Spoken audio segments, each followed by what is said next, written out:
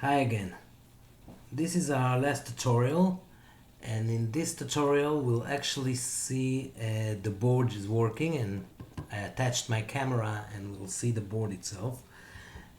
I'll go quickly over what we did.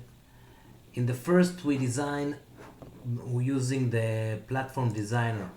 We designed the SoC itself and we simulate it and we saw how it performed a write transaction and a read transaction. Next, we build the the master SPI and the slave SPI and simulate them to see that they are working on their own.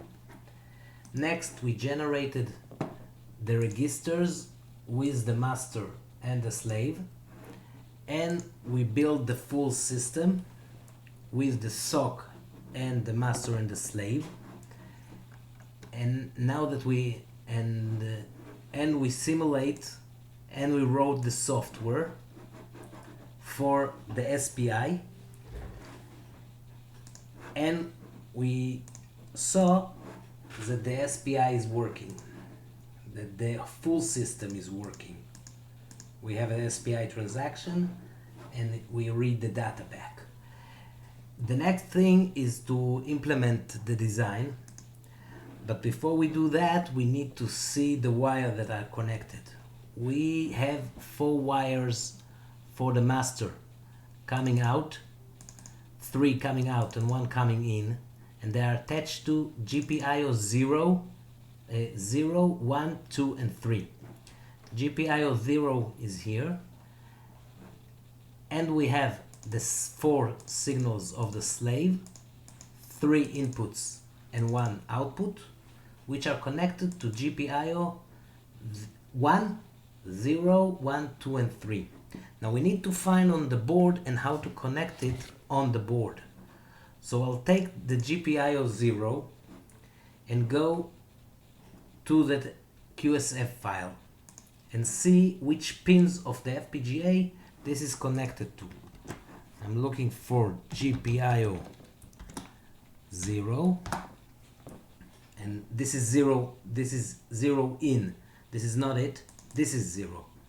This is GPIO 0, 0, and we see that it's connected to D3.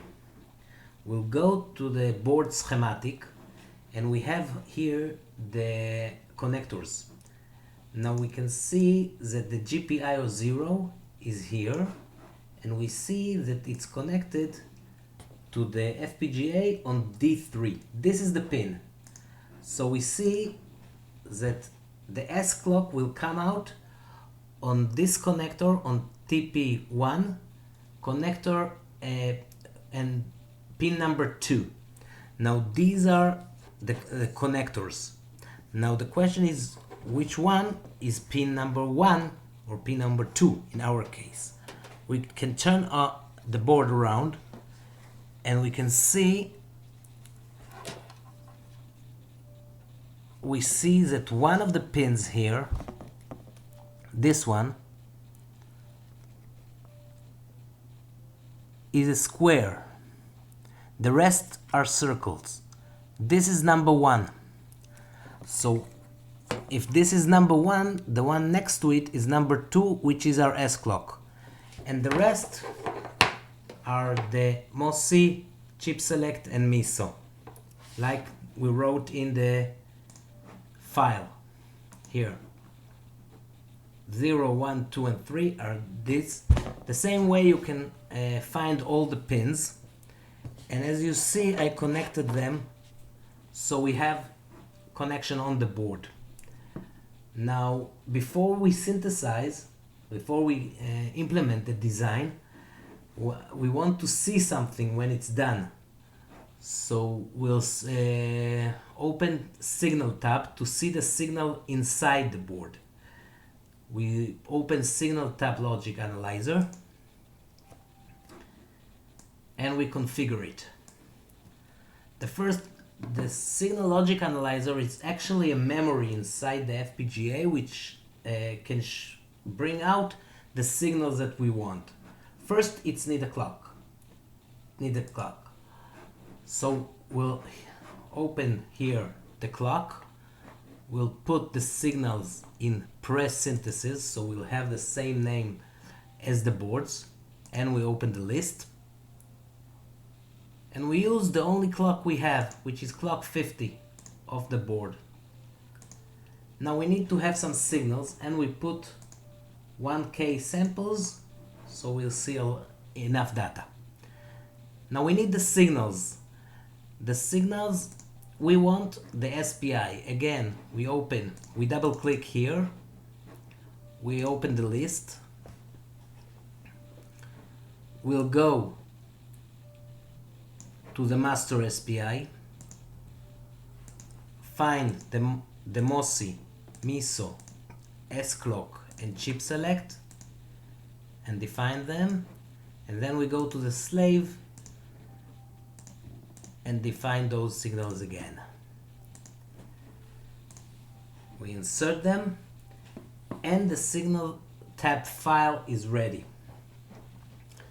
Now all we have to do is generate the bitstream. We can do it from here, but I want to show you either from here if you do full implementation, or from here. We'll do it from here, so it will save the file.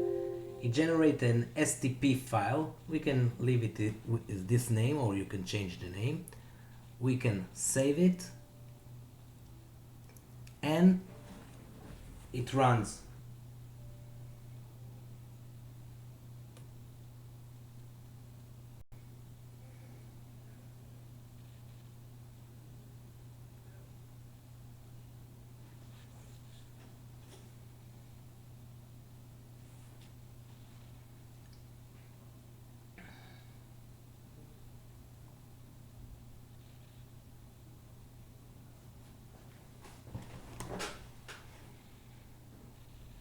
Okay, the implementation is done. Now that we have our bitstream, we can move to the board.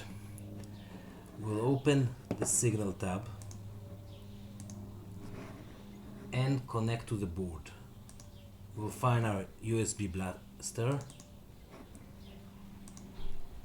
and we see that the board was detected. We'll load the soft file and load it to the board, and the bitstream is loaded. We can see the data and we see that nothing happened because we still need the software. So we'll put the SignalTap aside and we'll go to our software. In our software, we need to change it to the board version. We just need to remark the defined sim, and we have our printfs back. We'll save this, and we just have here an hello world statement, and in the end we have two statements, one with the original values of the master and the slave sent, and the other is the data received from the master and for the slave. Now we can clean the project and build the project.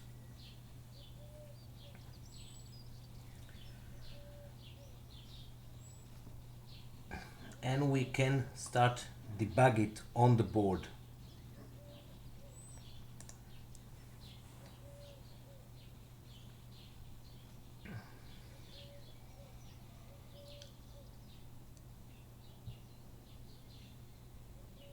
It asks us, do you want to launch this on the board? I say yes, and it moved to debug window, and now we can put this aside. So we'll see the software parallel to the SignalTap. We'll take the console to see our printf and have it here.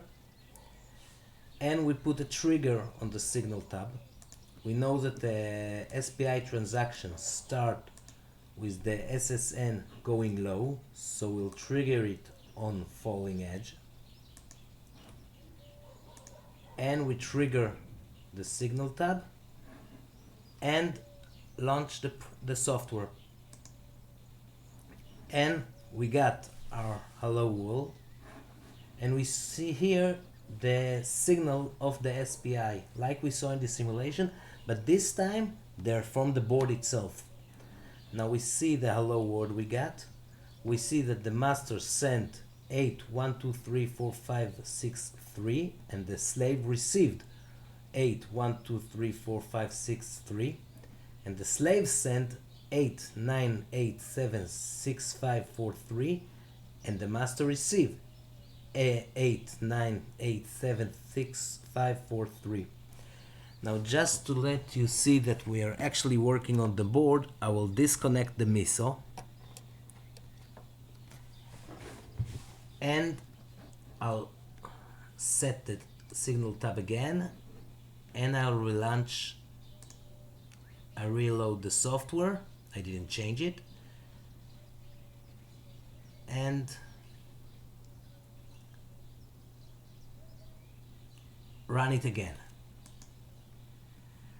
Now we see that everything worked as before. The master sends it MISO and all its signals, and the slave received everything and sent the MISO, but the MISO didn't come to the master MISO. And we can see in the results here that the master sent 1 2 3 4 5 3 and the slave received, but the slave sent and the master didn't receive because we disconnect the MISO. I will reconnect the MISO.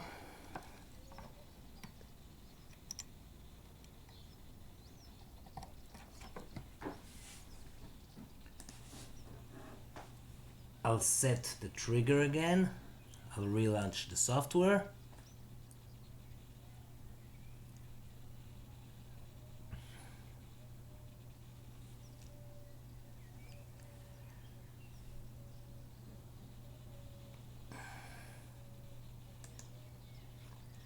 And everything is working again.